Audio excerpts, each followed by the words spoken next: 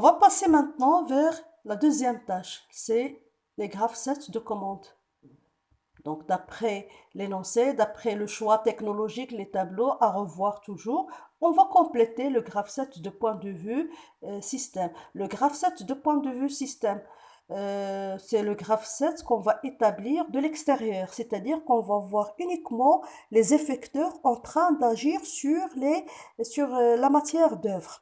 Donc, on va pas voir les détails à l'intérieur. On s'intéresse ni aux capteurs, ni aux actionneurs, ni aux préactionneurs. On s'intéresse uniquement aux effecteurs. On voit de l'extérieur le système. Bien sûr, d'après l'énoncé, le graph set, c'est un graph set linéaire, présence de quatre pots vides et conditions initiales. Donc, on va amener lentement les pots sous les buses, d'accord? Ici, toujours pour le graph set, il va y avoir, elle est réalisée par des étapes et des transitions. Une étape, une étape, c'est l'ordre de fonctionnement stable de système. D'accord? Elle réalise certaines actions qu'on va représenter par des rectangles. D'accord? Ce sont les sorties de la partie commande, les ordres qu'on va envoyer vers les préactionneurs, vers l'actionneur et les effecteurs par la suite. Entre étapes, qu'est-ce qu'on trouve? Des transitions, un passage. Il va y avoir le passage de l'étape 1, on va passer vers l'étape 2. La transition, elle est conditionnée par une réceptivité, c'est-à-dire les entrées de la partie commande. Les entrées de la partie commande, ce sont les conditions.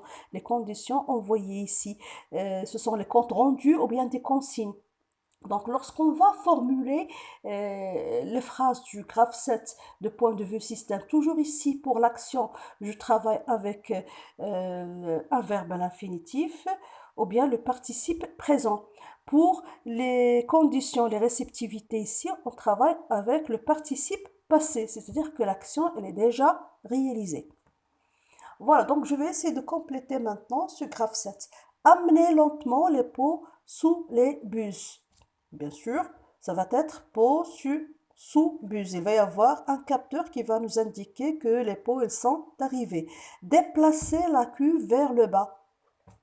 Même principe. Cuve, pardon, en bas. Remplir les pots. Fin de remplissage.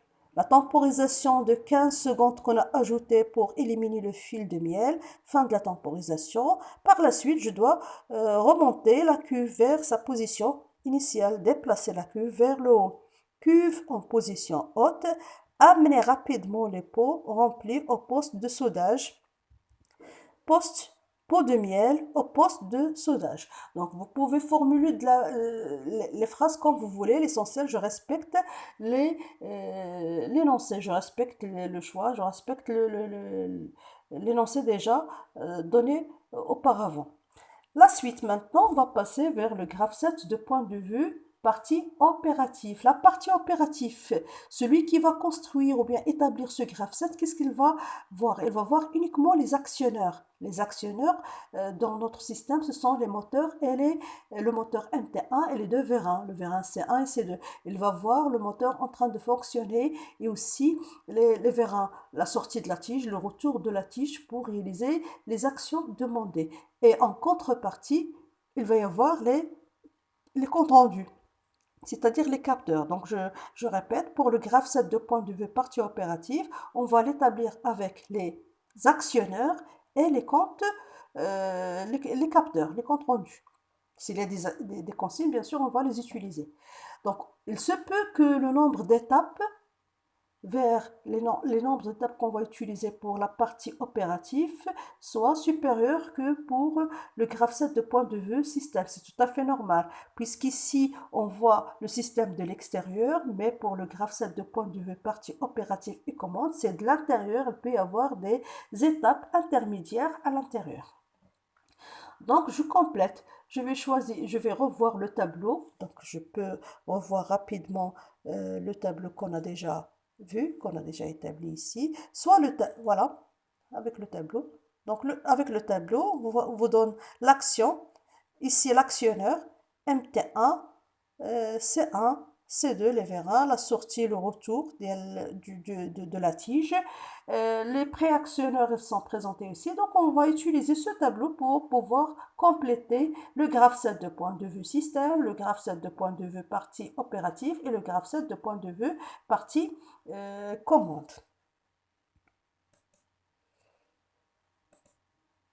Donc, à revoir toujours votre documentation. Bon, je complète ici. Amener, condition initiale, présence de pots, des 4 pots S1, la cuve en position haute, les bus fermés. 21, condition initiale.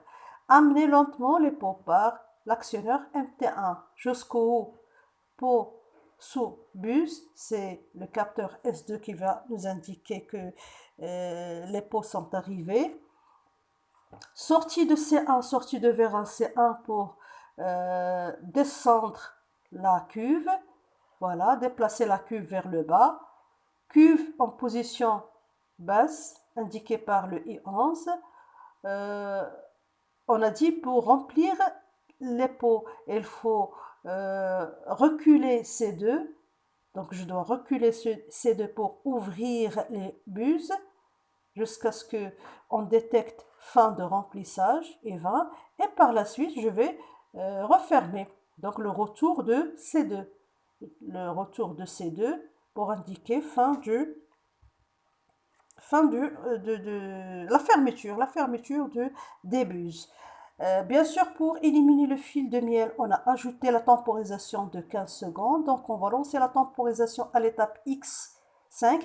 X5, les étapes sont nommées par des X, X0, X1, X2, X3 jusqu'à X7. Selon l'automate qu'on va utiliser, on peut utiliser pour Zilio par exemple M0, M1, M2, M3. Donc, selon ce qu'on va vous donner, vous utilisez le repérage imposé. Donc, ici, on a lancé la temporisation. À quelle étape? À l'étape numéro 5. Pendant combien de temps? Pendant 15 secondes. Je peux éliminer le T slash puisqu'on a une seule temporisation. D'accord? Ou bien utiliser T slash X5 pendant 15 secondes. Par la suite, qu'est-ce qu'il faut faire? Après fin de la temporisation, je dois remonter la cuve. Je remonte la cuve. Le retour de C1. D'accord? Le retour de C1 jusqu'à sa position initiale I10 et par la suite je déplace donc avec l'actionneur le moteur MT1 jusqu'au ce qu'on détecte que les pots de miel sont au poste de soudage par le compte rendu ou bien le capteur S3. Ça y est, maintenant on a complété le graph-set de point de vue partie opérative. Je peux remarquer que les actions ici sont réalisées uniquement avec les actionneurs. Le moteur ici et les vérins. Sortie de la tige, retour de la tige des vérins. Le graph-set maintenant de point de vue partie commande. Qu'est-ce qu'on va voir? Ou bien elle sera établie de telle sorte à faire sortir les ordres de la partie commande vers les préactionneurs et de préactionneurs vers les actionneurs et des actionneurs vers les effecteurs et les effecteurs qui vont agir directement sur la matière d'œuvre pour obtenir la matière d'œuvre plus les valeurs ajoutées. Toujours le même principe. Voilà, donc il suffit de traduire. On ne va pas changer ici les capteurs, mais ce qu'on va changer, c'est uniquement l'ordre qu'on va donner vers l'actionneur à travers son pré-actionneur. Pour le moteur, il y a deux contacteurs. Le contacteur pour la vitesse lente et pour la vitesse rapide. Ici, c'est amener lentement. Donc, on va amener déjà à ne pas oublier la transition de départ. On ne va pas changer S1, I10 et 21. Après, amener lentement, ça va être KM2. Vous pouvez revoir toujours le tableau du choix technologique. S2, on ne change pas. Sortie de la tige de C1, donc sortie du peston. La sortie, c'est toujours la liaison entre l'orifice 1 et l'orifice 4. Donc, c'est le mouvement 14. 14 M1 et 11, on ne change pas. Le retour de C2, ou bien le recul de vérin C2, c'est la liaison entre l'orifice 1 et l'orifice 2, c'est le 12, 12M2. Et 20, on ne change pas.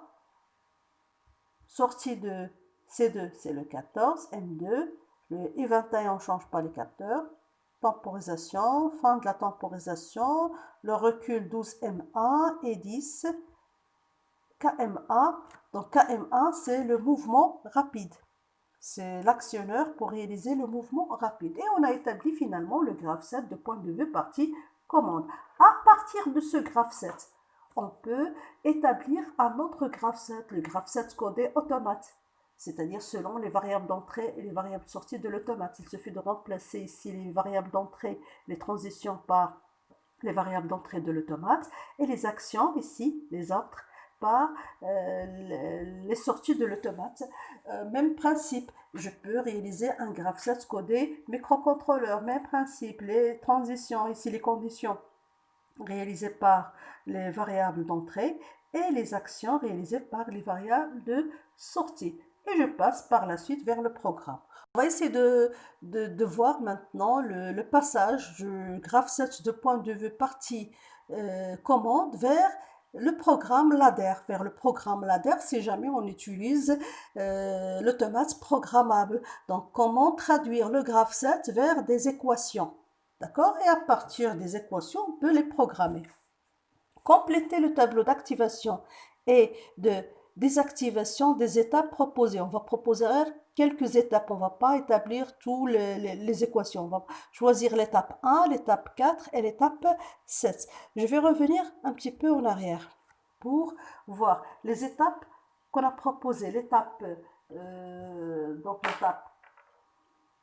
qu'on va étudier ici, c'est l'étape 1.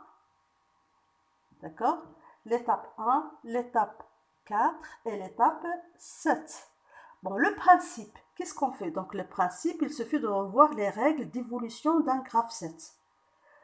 Quand est-ce qu'une étape, quand est-ce qu'une transition est franchie? Donc, là, je vais franchir une transition, puisqu'on demande l'étape numéro 1. Quand est-ce que la transition entre l'étape 0 et l'étape 1 est franchie, c'est-à-dire quand est-ce qu'on va valider l'étape, on va activer l'étape 1. Pour les étapes, ce sont des étapes qui représentent, donc matériellement, si on veut les représenter matériellement, ce ne sont que des bascules bistables. Des bascules bistables à effet mémoire. Il y a la commande d'activation set et la commande de désactivation reset, c'est-à-dire l'étape elle est stable. Une fois active, elle reste active. Elle reste active jusqu'à ce qu'on va la désactiver. Donc elle a besoin de deux commandes, la commande d'activation et la commande de désactivation. Comment on va établir la commande d'activation? C'est par le franchissement de la transition entre l'étape précédente et l'étape qu'on veut activer. Par exemple, je veux activer l'étape A. Quand est-ce qu'elle sera active? Donc, j'essaie de revoir les étapes précédentes. Ici, puisqu'on a le graphe 7 linéaire, il y a une seule étape. C'est l'étape numéro X0. Le X0 doit être active pour dire que la transition, maintenant, elle est validée. Elle est prête à être franchie. Et quand est-ce qu'elle sera franchie? Lorsque la condition de la transition est vraie. C'est-à-dire S1, I10 et 21 égale à 1. Voilà deux conditions pour pouvoir franchir la transition. Franchir la transition, ça veut dire quoi? Activer l'étape X1. Dès que l'étape X1 est active, automatiquement, qu'est-ce qu'elle va faire? Elle va désactiver l'étape précédente. Donc comme ça, je peux déduire l'équation de l'activation et de la désactivation. Donc si je prends l'étape X1, l'activation, ça va être quoi? X0 et S1 et I10 et E21. Le S, c'est le E logique, c'est le produit logique. La désactivation, quand est-ce qu'elle sera désactivée? Elle sera désactivée lorsque l'étape suivante est active, c'est-à-dire lorsque le X2 est actif. Je vais revoir le X4. Le X4. Quand est-ce qu'elle sera active? Le X4. Elle est active lorsque le X3 est activé plus la condition. X3 et le I20, franchissement de la transition, ça signifie quoi? Activation de 4 et désactivation de 3. Je vais refaire la même chose pour 7. L'équation de l'activation, quand est-ce qu'elle sera activée? Elle est activée. Ou bien quand est-ce que la transition est franchie? C'est l'activation de l'étape 7. lorsque l'étape 6 est active, plus la condition, et la condition c'est le I10. Et quand est-ce qu'elle sera désactivée? L'étape 7, elle est désactivée lorsque l'étape suivante, c'est le X0, sera active. Avec ce principe, on peut déduire les équations de chaque étape. Activation, désactivation, et ainsi de suite. Pour les sorties, l'activation, désactivation des étapes, c'est le traitement séquentiel. Le traitement postérieur, c'est déduire les équations des sorties. Par exemple, KM2. Quand est-ce que le KM2 sera validé ou bien activé? Lorsque le X1 est actif. Donc, KM2 égale à X1, 14M1 égale à X2, 12M2 égale à X3, et ainsi de suite. On va essayer de voir maintenant notre tableau. On va essayer de déduire le graphe 7 de point de vue commande sous forme d'équation. Voilà. Utilisez le graphe 7 de point de vue partie commande. XI, qu'est-ce qu'elle représente? Une étape I. On peut vous donner par exemple MI représente une étape I. Il suffit de remplacer le X par M. Donc l'étape numéro 1. Pour l'étape numéro 1, quand est-ce qu'elle sera active? 7, c'est pour l'activation et R, c'est pour la désactivation de l'étape. Activation. L'étape précédente, X0, avec la condition S1, I10 et I20. Quand est-ce qu'elle sera désactivée? L'étape suivante, X2. Je fais la même chose avec le X4. X3 avec le I20. La désactivation, c'est le X5. Pour le 7, dernière étape, X6 et 10, c'est la condition d'activation.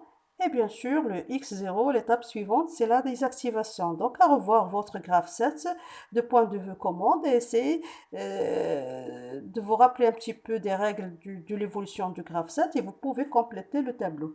La suite, on va vous demander maintenant de compléter le schéma ladder. Le schéma ladder, c'est le programme de l'automate programmable. Soit que vous allez utiliser les symboles ladder, soit vous utilisez les contacts électriques. Donc, selon ce qu'on va vous proposer, vous respectez la normalisation donnée, soit ladder ou bien le schéma électrique. Donc, je vais représenter déjà ici, première équation, 7. On représente les sorties par des bobines et bien sûr les contacts ici ou bien l'équation par des contacts d'entrée. D'accord? Donc ici, on a le E logique. Le E logique, toujours, c'est un schéma électrique en série. Pour le OU, c'est en parallèle, c'est-à-dire le passage de courant en parallèle. Puisqu'on a ici uniquement les produits logiques, on va trouver uniquement le schéma en série. X0, le contact X0, en série avec SA, en série avec le I10, en série avec le 21, va commander le set de X1. Le reset. Le reset, il sera commandé par X2. D'accord? Pour S4. Pour l'étape 4. Donc le set, c'est un produit entre le X3 et le I20. Et le reset, ce n'est que le X5. Pour l'étape 7, X6 et 10 pour le 7. Et pour le reset, ce n'est que le X0. Et vous pouvez remarquer ici, on a représenté l'étape numéro 1, 7 reset, l'étape 2, 7 reset, l'étape 1, l'étape 4 et l'étape 7. 7 et reset. Voilà, ça c'était pour un exemple qui va me permettre de déduire les équations à partir du graphe 7 et traduire les équations vers un schéma électrique ou bien vers le schéma ladder.